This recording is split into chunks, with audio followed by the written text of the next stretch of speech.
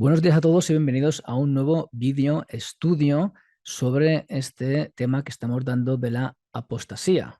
La semana pasada estuvimos viendo el capítulo 15 de Juan y la parábola o la alegoría de la vid verdadera.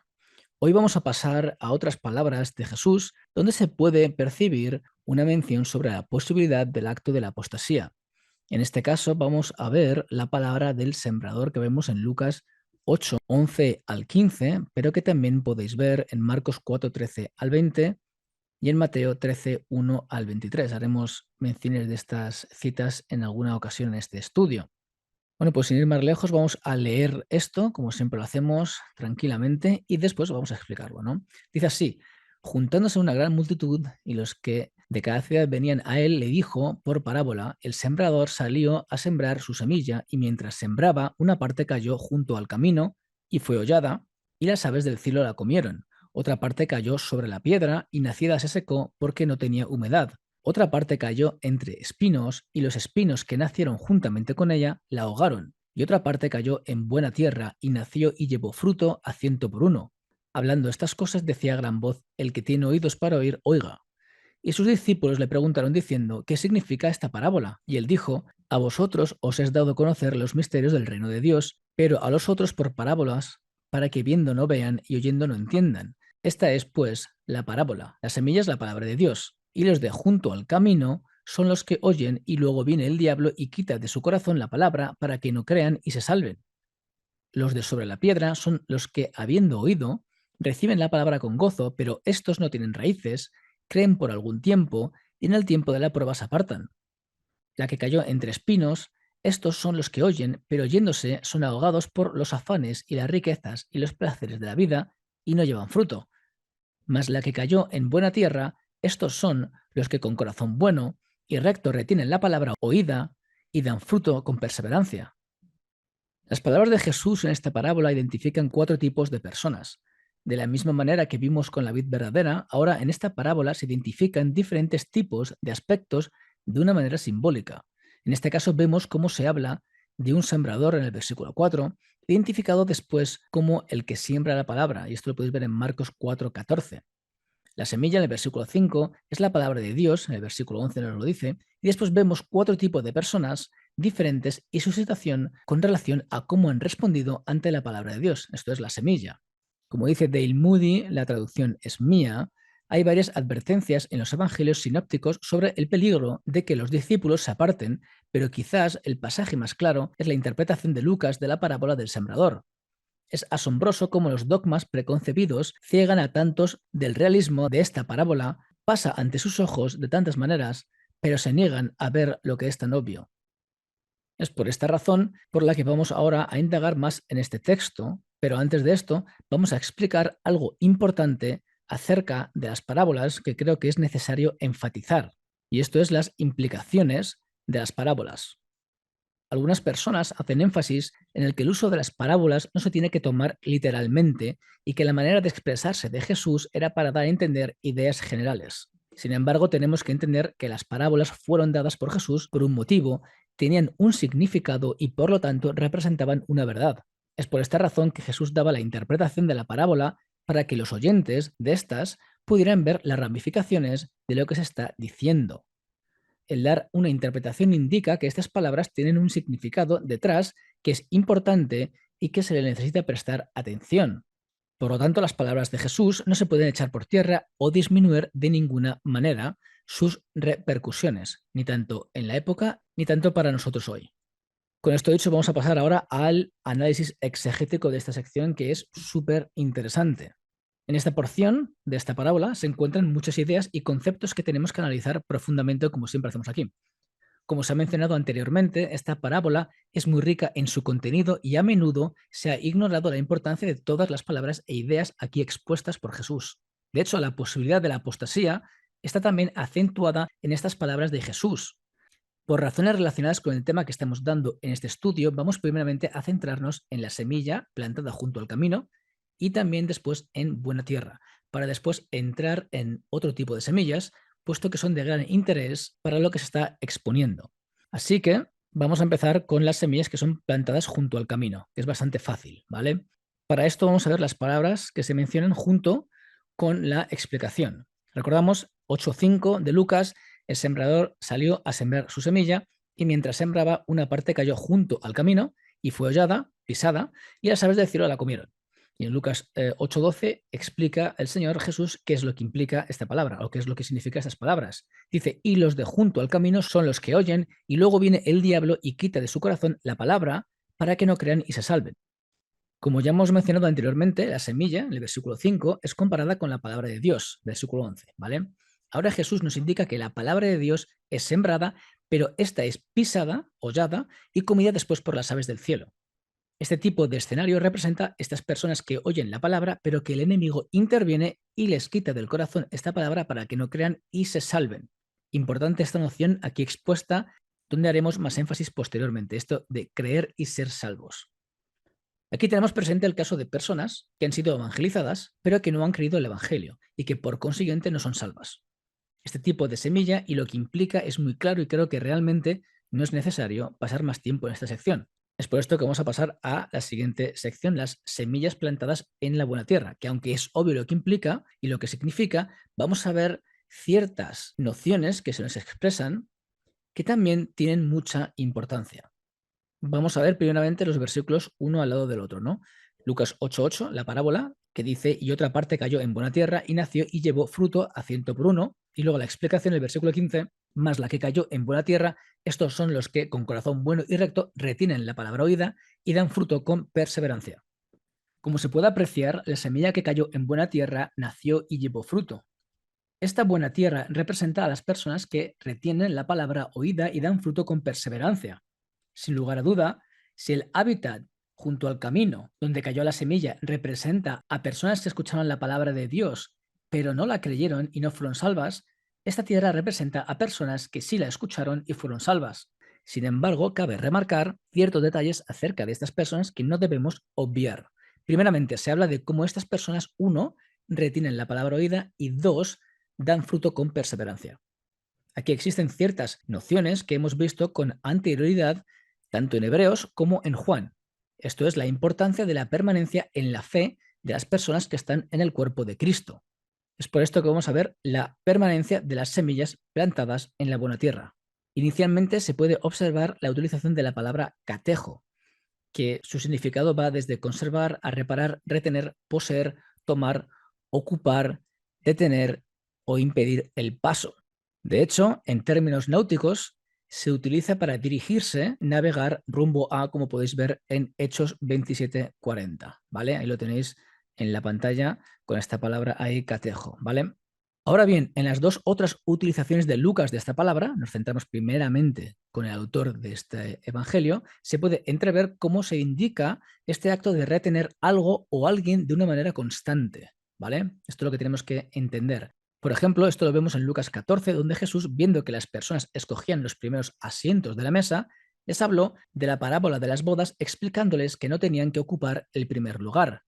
En el versículo 9 se puede apreciar esta noción de ocupar, en este caso catejo, esta palabra que estamos viendo, con la noción de mantenerse o retener esta posición. Cuando dice lo siguiente, y viniendo el que te convidó a ti y a él, te diga, da lugar a este y entonces comiences con vergüenza a ocupar, esta palabra catejo, el último lugar. Esta misma idea la podemos apreciar en otra utilización o en la última utilización de esta palabra por Lucas en el capítulo 4 de su Evangelio. En el versículo 42 se nos narra cómo Jesús se fue a un lugar desierto donde la gente le buscaba y le detenían, catejo, esta es la palabra que estamos viendo aquí, para que no se fuera de ellos. En esta ocasión se puede ver este concepto de retener de tal manera que implique que la persona permanezca en un lugar, o al menos era la intención. Si bien Jesús decide no quedarse, sino predicar a otras ciudades, como podéis ver en el versículo 43, esto no desacredita el significado de la palabra catejo y tampoco la intención de las personas de que Jesús permaneciese en este lugar, ¿vale? Así que el significado de la palabra permanece.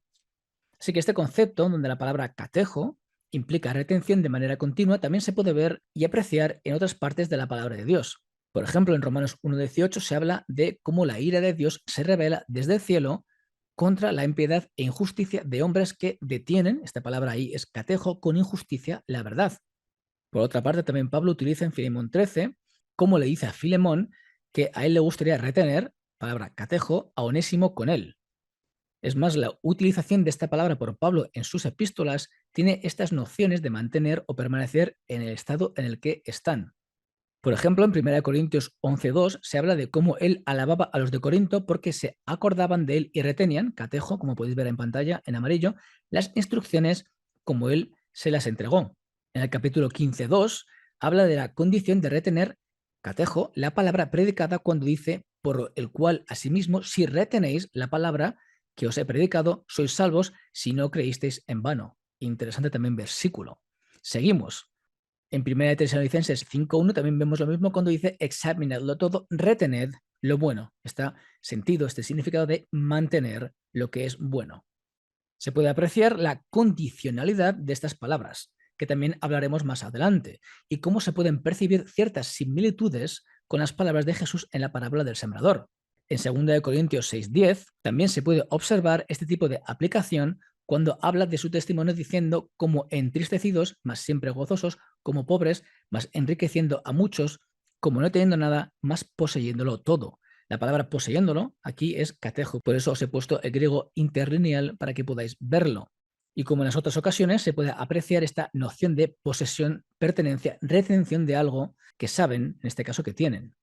En Romanos 7:6 también vemos esta palabra catejo traducida como sujetos, cuando dice, pero ahora estamos libres de la ley por haber muerto para aquella en que estábamos sujetos. Como puedes ver abajo en el interlineal es la palabra catejo, de modo que sirvamos bajo el régimen nuevo del espíritu y no bajo el régimen viejo de la letra. Así que como podéis ver existe esta implicación de estar sujeto, de esta permanencia a lo que antes estaban y ahora ya no están. Para no seguir extendiendo este punto más, vamos a finalizar con 3 usos de esta palabra, catejo, por el autor de Hebreos, donde este uso se hace en secciones de advertencias que ya hemos visto anteriormente. Como puedes ver ahí en pantalla, en amarilla están estas palabras, que es la misma palabra que vemos ahora, catejo, que es retenemos, retengamos y mantengamos. Siempre este tipo de condicionalidad de la importancia de permanencia en algo que se está hablando en este momento. Por lo tanto, ¿qué sacamos de aquí? Pues que este uso de esta palabra en otras partes de la Biblia con tintes de permanencia, tanto uno, relacionados con aspectos soteriológicos, como hemos visto, dos, con aspectos doctrinales, sean positivos o negativos, tres, derivados de los dones y la gracia que se tiene en Cristo, o cuatro, de permanencia en un lugar, sea forzado o voluntario, según de Tesalonicenses 2:6, por ejemplo, y versículo 7 también, incluso con noción de posesión de algo, sea también de manera voluntaria o forzada, 1 Corintios 7:30, 2 Corintios 6:10, Mateo 21:38, nos hablan del concepto de permanecer en un lugar o un estado. Las palabras de Jesús, cuando interpreta la parábola, indicarían, por lo tanto, no solamente creer la palabra, sino también retenerla. Esto es, permanecer en ella, como vimos también en Juan 15. Esto se va a ver acentuado más por la aplicación de estas palabras con relación a lo que se ve en las otras dos semillas que veremos a continuación. Pero antes de esto vamos a hacer un énfasis en la perseverancia del fruto de la semilla plantada en la buena tierra, porque las palabras de Jesús también hablan de algo más. Una vez analizado las ramificaciones del retener la palabra, ahora vamos a pasar a la siguiente cualidad que se nombra de esta semilla que cayó en la buena tierra. Esto es que dan fruto con perseverancia. Antes de entrar en el análisis exegético de estas palabras, vale la pena remarcar lo que se analizó anteriormente, en el episodio pasado, sobre el fruto y la permanencia mencionada en Juan 15 por el mismo Jesús. Sin indagar mucho en comparaciones debido a las constricciones que tenemos de espacio, se ruega revisar la sección que hicimos la semana pasada en Juan 15 para poder identificar cómo el fruto que dan aquellas personas que están en la vid, esto es, en Cristo, eran aquellos que permanecían en contraposición de aquellos que estaban en la vid y no daban fruto. Estos últimos eran quitados de la vid por el Padre, eran echados, se secarían y eran echados al fuego donde arderían, como vimos en Juan 15:6. Aparte de estas similitudes, cuanto menos remarcables, de estos conceptos que se pueden apreciar en las dos citas de Jesús, en esta en particular vemos cómo se habla de la perseverancia del fruto que llevan. La palabra utilizada para dar fruto es carpoforeo, cuya raíz es carpos o fruto y que significa dar fruto o dar resultados. Después se habla que estas personas dan fruto con perseverancia. Aquí la palabra utilizada para perseverancia es hipomoné, que implica paciencia, perseverancia, persistencia, constancia e incluso esperanza. Se puede apreciar, por lo tanto, este sentimiento de un fruto que conlleva persistencia. Esto es permanencia o también constancia.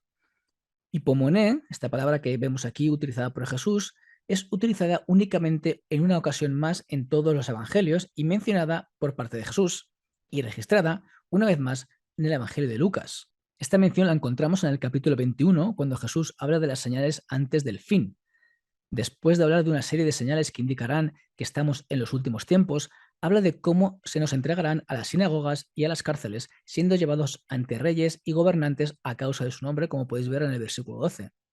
Luego después se nos dice cómo Jesús nos dará palabra de sabiduría por la cual no nos podrán contradecir los que nos opongan, versículo 15, como también seremos entregados por nuestros padres, hermanos, parientes y amigos, versículo 16, de cómo seremos aborrecidos a causa de su nombre, y justo en el versículo 19 dice, con vuestra paciencia ganaréis vuestras almas.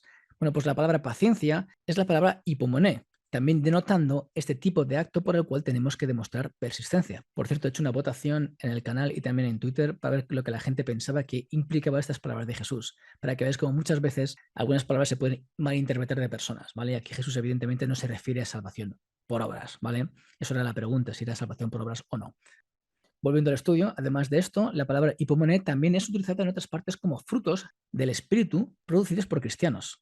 Esto lo vemos en el caso de Romanos 5, 3 al 4, donde la paciencia, hipomoné, es un fruto que viene derivado en algunos casos a causa de las tribulaciones, importantísimo que veremos también después. En esta misma epístola, en el capítulo 2, cuando Pablo habla sobre la persona que comúnmente se reconoce como el moralista, les dice que Dios pagará a cada uno conforme a sus obras, para luego decir, en el versículo 7, vida eterna a los que perseverando, aquí la palabra es hipomoné, como podéis ver en pantalla, en bien hacer buscan gloria y honra e inmortalidad.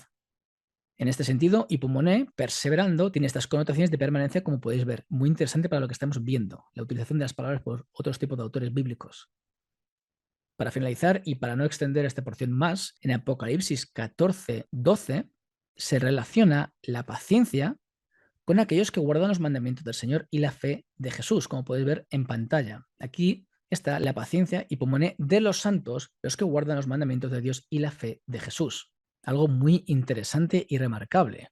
Conclusión de la semilla plantada en la buena tierra. Como se puede observar en las palabras de Jesús, el hábitat donde cayó la semilla, buena tierra, representa a personas que no solo permanecen o se mantienen en la palabra oída, sino que dan fruto con perseverancia. Esto nos indica, uno, contingencia en las palabras y dos, que este tipo de semillas o de personas tienen que permanecer en la posición en la que están. Estos detalles nos muestran indicaciones de contingencia muy parecidas a las que hemos visto tanto en Hebreos como en Juan 15 con la vid que es Jesús, la vid verdadera. Si bien algunos podrían decir que aunque estas nociones de permanencia y por lo tanto de contingencia son claras, indicarían que esto no haría más que revelar que las personas que son salvas siempre van a dar fruto y permanecer en el cuerpo de Cristo. Sin embargo, esto no debería de concluirse del texto. Primeramente, porque no vemos que exista una noción de estas palabras que induzcan a tal deducción.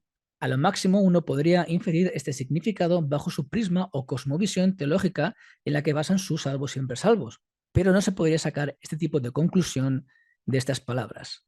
A pesar de que esto también se podría decir de los que defienden la noción de la condicionalidad de la salvación a causa de la apostasía, hay que remarcar, donde podríamos exponer ciertos textos sobre esta idea, no obstante, es importante ver el contexto donde estas palabras están dichas, ¿vale? Y cómo el mismo argumento de la parábola induce a pensar que el acto de apostasía es algo que no solo se puede deducir de las palabras de Jesús, sino que también es inescapable. Es por esta razón que vale la pena ahora estudiar los otros dos tipos de semilla donde encontraremos tales nociones. Vamos a empezar con la semilla entre espinos.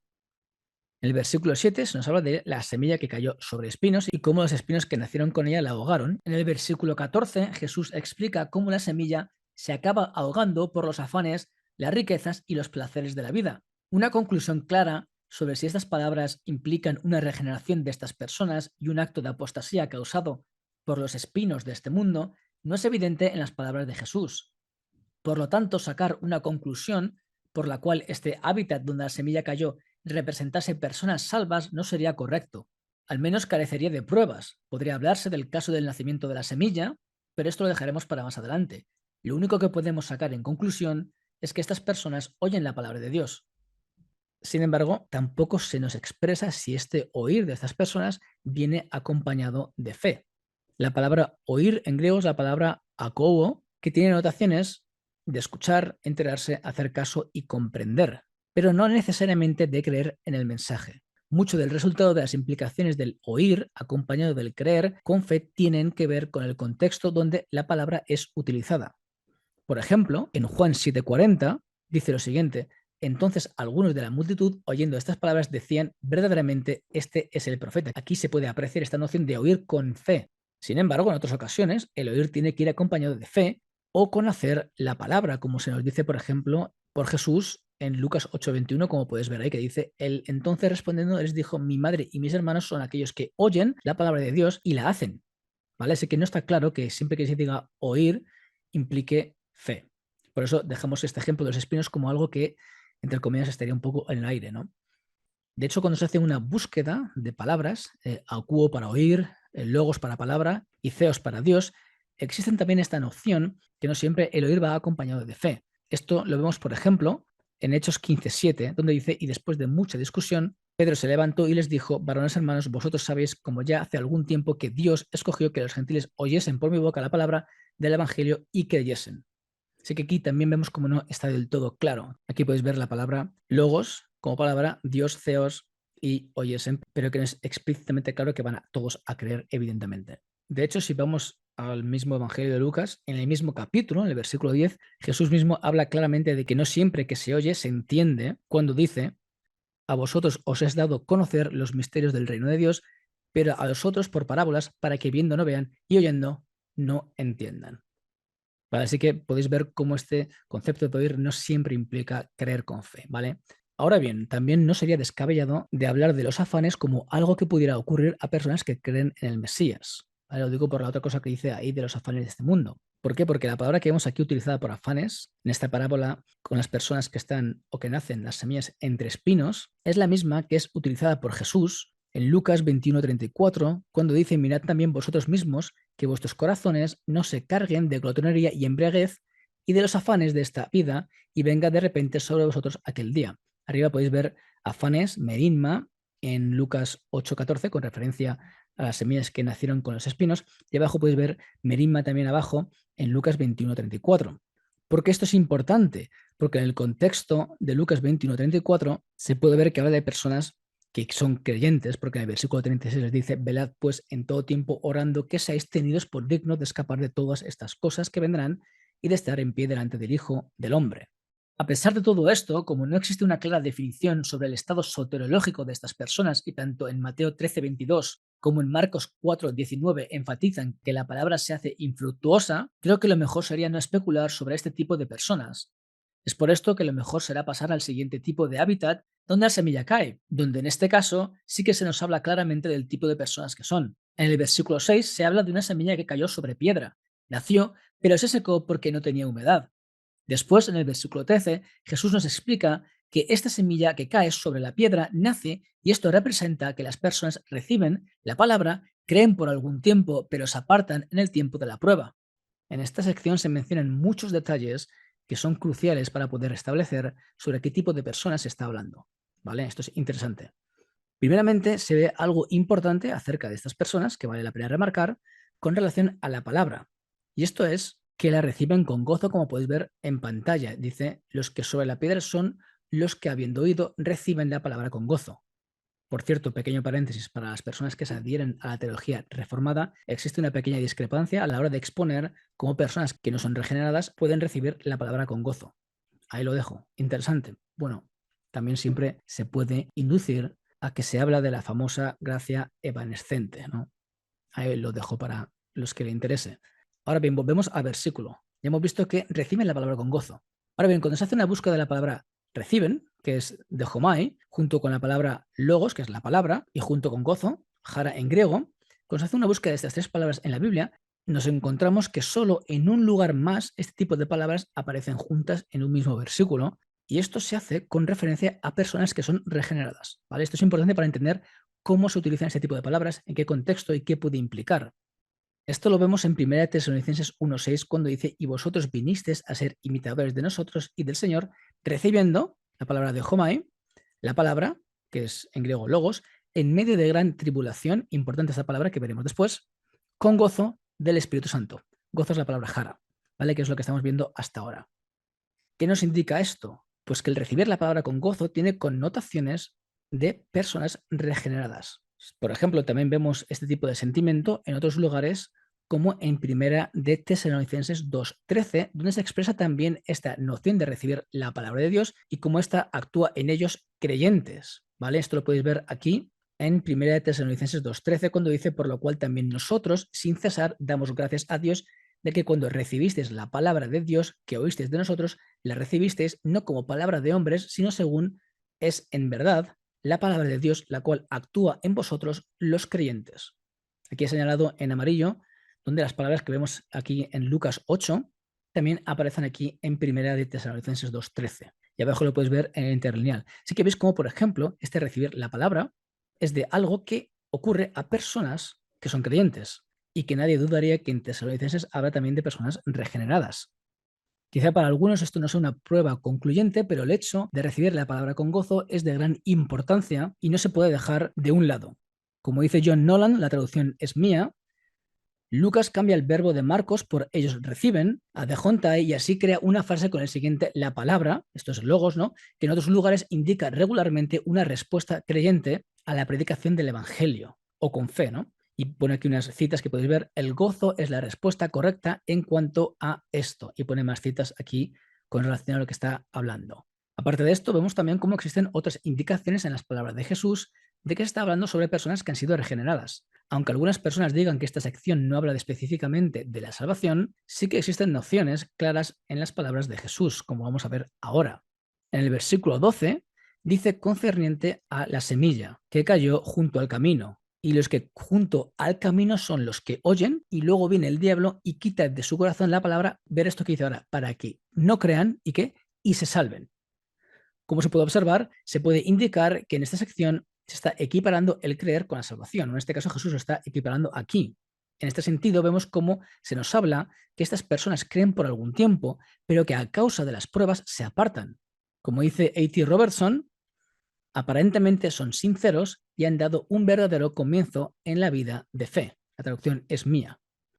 Y ahora rápidamente, a modo de nota, aunque algunas personas pudieran expresar que el hecho de decir que no tenía raíces implica que nunca nació, la semilla, esto sería cometer un error de interpretación. Y esto es porque la idea que se nos da con total claridad es que esta semilla nació y brotó como se expresa en Marcos 4:5, como podéis ver en pantalla, donde se nos dice donde no tenía mucha tierra y brotó pronto, porque no tenía profundidad de tierra. También lo vemos en Mateo 13:5, como podéis ver ahí, cuando dice: parte cayó en pedregales, donde no había mucha tierra y brotó pronto, porque no tenía profundidad de tierra. La frase que no tenía raíces en Lucas 8:13 o raíz en Mateo 13:21 y Marcos 4:17 se trata de una expresión que indica que era una raíz débil, de poco fundamento. Como expresa Howard Marshall, la traducción es mía, la explicación muestra que se trata de una piedra ligeramente cubierta por tierra, de modo que las semillas solo podrían tener un crecimiento limitado. Aunque empezaron a crecer, y ves ahí unas citas, se secaron y murieron porque el pedregal no retuvo humedad. Aparte de esto, existen más indicaciones que testifican sobre la regeneración de estas personas y la posterior apostasía. Primeramente vemos como el caso que hace que estas personas que han recibido la palabra con gozo y que han creído se aparten es a causa de las pruebas. Esto es importante. Y la palabra que Jesús utiliza por pruebas es peirasmos, que se puede traducir como prueba, tentación o incitación. Ahí la podéis ver también en el interlineal para que veáis que hablamos de esto. Y la diferencia entre prueba o tentación e incitación también depende del contexto. La traducción de la palabra en español como tentación o como prueba depende de la intencionalidad de esta. Las pruebas o peirasmos de Dios no son con intención de que pequemos, sino de que demostremos fidelidad, y su fin es el crecimiento espiritual de las personas. Es por esta razón que peirasmos se traduce como prueba cuando viene de parte del Señor. Sea como fuera, la mención de esta palabra implica una acción que ocurre a personas que han creído. Como dice Joel B. Green, la traducción es mía, las pruebas del versículo 13 se refieren a la persecución o pruebas relacionadas con la fidelidad de uno al propósito de Dios, y pone algunas citas como referencia. De hecho, las pruebas son algo que se hace referencia con insistencia en el Nuevo Testamento, y esto está siempre dirigido a personas regeneradas, como podéis ver en pantalla en Santiago 1:2, 1 Pedro 1:6, 1 Pedro 4:12 y Hechos 20:19. Es importante también remarcar que de las 21 ocasiones que se utiliza la palabra peirasmos, sin contar con esta de Lucas, y obviando las menciones que involucran la tentación de Satanás a Jesús en Lucas 4:13, o las pruebas de Jesús en Lucas 22:28, o la mención de Hebreos 3:8 sobre la provocación en el desierto, que se hace con referencia a Éxodo 17:7 y en Números 14:20 al 35, en todas las demás se refieren sobre personas que están en el cuerpo de Cristo. Ahí abajo podéis ver las referencias. La única ocasión donde se menciona peirasmos o ese tipo de prueba, sin relación directa con personas regeneradas, es en 1 Timoteo 6:9, donde dice: porque los que quieren enriquecerse caen en tentación, la palabra peirasmo, y lazo, y en muchas codicias necias y dañosas que hunden a los hombres en destrucción y perdición. Sin embargo, no está claro si esto se trata de un principio general relacionado con los problemas que pueden venir con las riquezas y que también podrían aplicarse o afectar a personas regeneradas, ¿vale? De todas formas, para despejar cualquier tipo de dudas, las palabras de Mateo 13:21 con relación a la parábola revelan que se trata de una mención de pruebas relacionadas con la palabra de Dios. Esto lo podemos ver en Mateo 13:21 cuando dice: pero no tiene raíz en sí porque es de corta duración, pues al venir la aflicción o la persecución, este tipo de pruebas, por causa de la palabra, aquí lo veis, luego tropieza. Así que vemos cómo la persecución o la aflicción o las pruebas es por causa de la palabra. Esto solo se puede aplicar a personas que creen en Cristo. Una vez más, si hacemos uso de una búsqueda de las palabras utilizadas por Mateo, no de las tres juntas, porque realmente en las tres juntas no se puede hacer una búsqueda porque no aparecen en ningún lugar más en la Biblia las tres juntas en un mismo versículo. Pero, por ejemplo, cuando utilizamos dos, por ejemplo, Philipsix para aflicción y logos para palabras juntos, ¿no? Pues una vez más vemos una relación con personas que son regeneradas y que pasan por pruebas. Esto lo vemos, por ejemplo, con el caso que hemos visto anteriormente en Primera de Tesalonicenses 1:6, donde decía: y vosotros vinisteis a ser imitadores de nosotros y del Señor, recibiendo la palabra en medio de gran tribulación con gozo del Espíritu Santo. Aquí ves, por ejemplo, otra vez cómo se habla de palabra logos y tribulación Philipsix habla de personas que son cristianas, ¿vale? Evidentemente, con gozo en el Espíritu Santo, personas que son regeneradas, selladas por el Espíritu Santo. Así que vemos esta relación de esta tribulación a causa de la palabra a personas que están con el Espíritu Santo, a personas que reciben también con gozo, de igual manera que hemos visto anteriormente estas personas en Pedregales que reciben la palabra con gozo inicialmente. Aún así, más interesante es el caso de Apocalipsis 1:9, donde se utilizan unas palabras muy parecidas a las que vemos aquí a estas personas que su semilla pues cae en pedregales. Cuando dice: yo, Juan, vuestro hermano y copartícipe vuestro en la tribulación, en el reino y en la paciencia de Jesucristo, estaba en la isla llamada Patmos por causa de la palabra de Dios y el testimonio de Jesucristo. ¿Qué vemos aquí? Copartícipe de las tribulaciones. Cilpsis, otra vez la palabra que hemos visto aquí en la semilla de los pedregales, pero vemos aquí cómo esta persecución es por causa de la palabra de Dios, como veis ahí también en la pantalla. Como podéis ver, este tipo de persecución que es relacionada con la palabra de Dios solo puede atribuirse a personas que están en Cristo.